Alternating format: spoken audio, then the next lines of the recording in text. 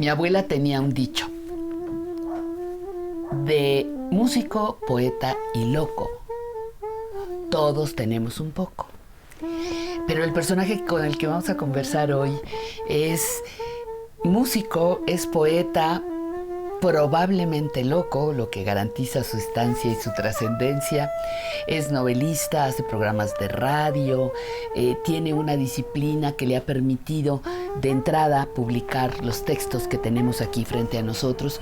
Y te agradezco con todo mi corazón, Alan Derbez, el que nos hayas recibido aquí en tu escondite en la Ciudad de México.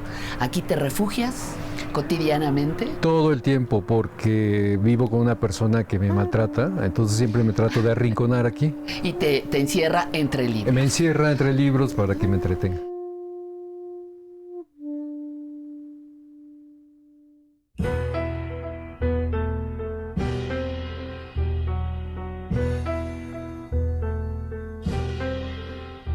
¿Cómo llega la música a tu vida, por favor? Wow, pues así que mi mamá era bailarina y muy aficionada evidentemente a la música, tocaba guitarra, tocaba piano. Mi abuela tocaba piano y yo aprendí a tocar algo de piano con ella y aprendí a bailar vals con ella también, con mi abuela. Y con mi madre también aprendí algo de baile, hasta algunos pasos de son jarochos, ¿eh?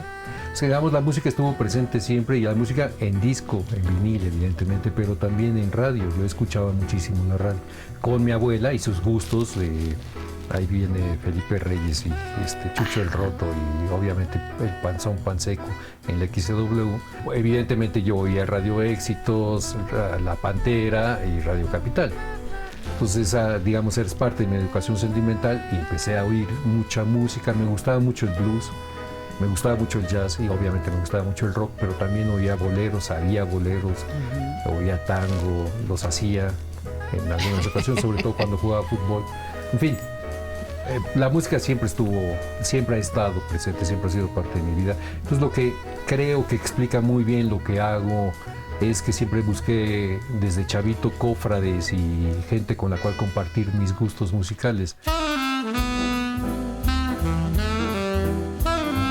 Tienes como 3 diferentes facetas. ¿Cómo te vas repartiendo en todas ellas? Yo creo que una de las cosas que me sirvió mucho fue estudiar historia, porque digamos, permitió tener esa posibilidad de método para entrarle a todo. Leer, creo que más que nada lo que hago es leer. Y leo mucho historia, leo mucha literatura, digamos, esos son mis constantes, mis hábitos. Y tocar. Entonces, ¿qué trato de hacer? Pues de eso que puedo con esa metodología, repartirla.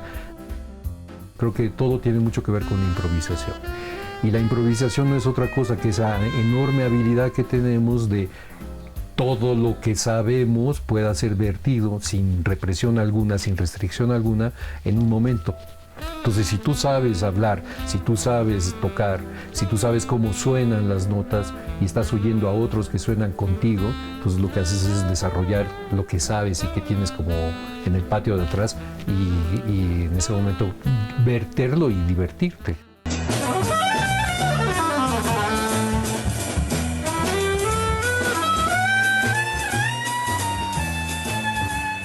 Tú has ido documentando como buen historiador, pero tienes que 2 libros, un libro sobre... Tengo varias ediciones de jazz en México.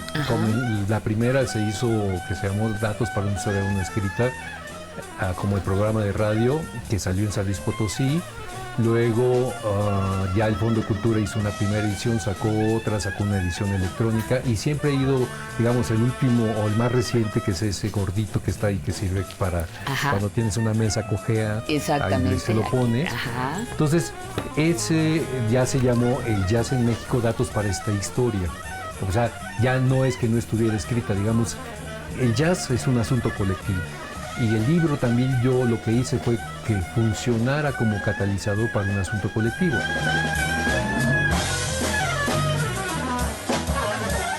Y la radio me ha servido muchísimo. El hecho de yo tener un programa de radio por 28 años donde convoco a la gente que sabe que está haciendo historia al hacer su música, que sabe que tiene ese espacio. Entonces, pues ya sé de qué se trata, le mido el pulso, digamos, a la realidad del quehacer jazzístico, pero también convido de algún modo a los que van, muchos jóvenes, a enterarse de que hubo cosas antes. El hecho de que este libro exista o los libros anteriores existan permite a la gente darse cuenta que hay una realidad anterior que quizás desconocían prejuiciosamente muchas veces o simplemente porque no tenían ni idea. Entonces ya existe. Creo que el libro lo que hace es documentar una parte relevante de la cultura en nuestro país.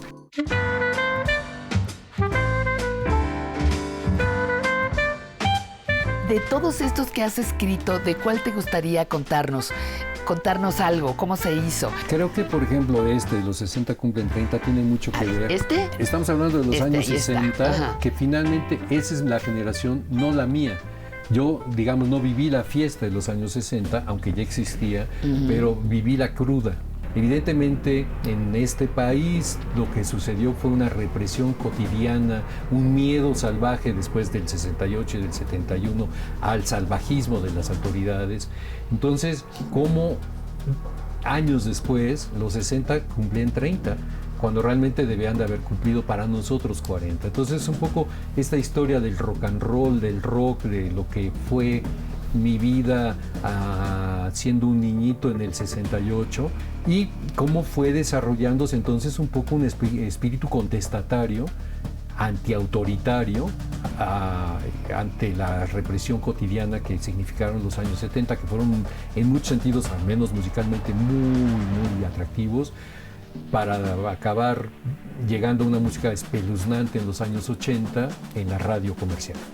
Esta es una antología del blues y el jazz en la literatura hispanoamericana. ¿Con tus autores favoritos? Pues con un montón de autores que nadie imaginaría que tenían que ver con el jazz y con el blues. Luego hay el jazz según Don Juan, que son poemas.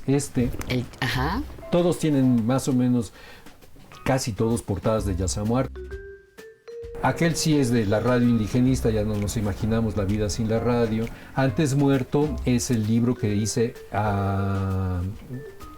sobre la vida, digamos, es parte de un proyecto de la beca que recibí para escribir sobre migración y exilio. Y Antes Muerto es la vida de Emma Goldman, una libertaria, feminista, anarquista, muy importante.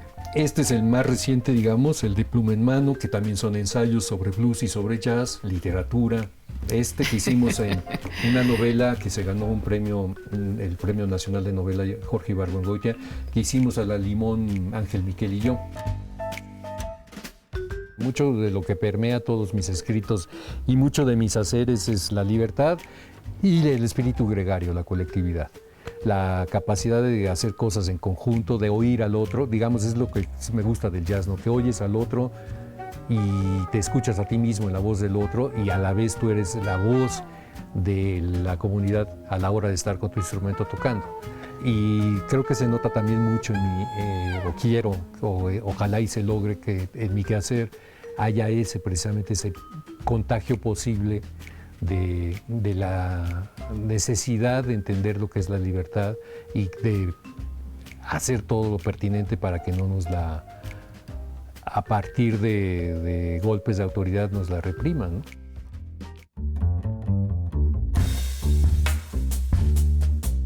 Pasemos a los discos, mi querido Hay más, Alan Derbez. Cuéntame de esas dos. El de la cocina es uno que hicimos. Este de la cocina es. Ese es el por de ahí las lo cosas por vamos algo son. Ajá. Ese es uno que produjo Tania Libertad, producción ejecutiva, producción musical Gerardo Batis, y se llama Las cosas por algo son, porque precisamente como que se juntó, son todas rolas mías, y se juntó la gente convocada coyunturalmente para hacer esta canción, esta otra. Tania Libertad canta una, Óscar Chávez canta un tango que hice, que se llama El Tango del Almuerzo, Alex Lora. Yo hice una canción con Omar Guzmán que tuvo mucho éxito comercial, y el otro, que es La Cocina, es el primer disco que hicimos, el único en concierto de un grupo de jazz libre, de free jazz que teníamos, que era La Cocina. Y luego también tenemos el grupo Sonoro No Son, donde está Gerardo Batis, Manuel Viterbo, Emiliano Marentes, Juan Carlos Novello, Iraida Noriega, Montserrat Reva, y que se llama Sonora o no son, no porque seamos como la Sonora Santanera. Mucha gente nos dice la Sonora o no son, no, Sonora o no son, o sea, somos en ese Sonora momento o o no somos, porque muchos tenemos muy distintas chambas, ¿no?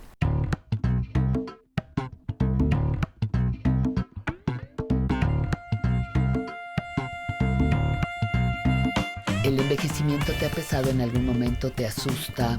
No, no creo, porque todavía sigo con esta idea de qué voy a hacer cuando sea grande. Me cuesta de pronto trabajo lidiar con que mi cuerpo diga que no, como diría Alejandro Lora, ¿no? Pero creo que tengo una buena condición física, entonces tengo buena salud, tengo buena compañía. Digamos, no, nunca he pensado en el envejecimiento. No porque me niegue a pensar en él, digo, vivo al día en el estar diariamente tratando de ganarle lo mejor.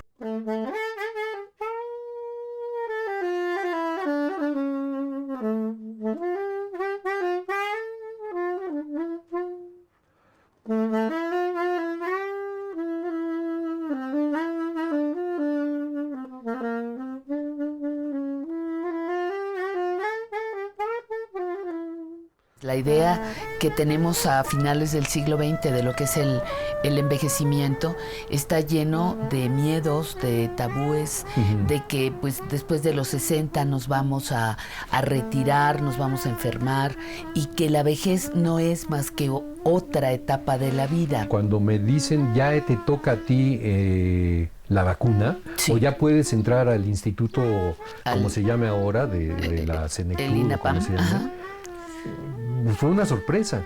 O sea, realmente me significó una sorpresa. Qué bueno, ya puedo tener esta opción, pero tengo muchas más opciones que yo mismo me he forjado o que he estado en la coyuntura pertinente como para que las cosas se den, para seguir coherentemente con mi vida. Yo creo que hay muchos con los que me llevo que tienen mi edad, pero también muchos con los que me llevo que son mucho más jóvenes. Hago un programa de radio en una estación de radio de internet que me encantó que me convidaran, a pesar de que mi hija dijo que si era yo chavorruco, porque lo hacen chavos y estoy contento y ellos están contentos con haberme convidado.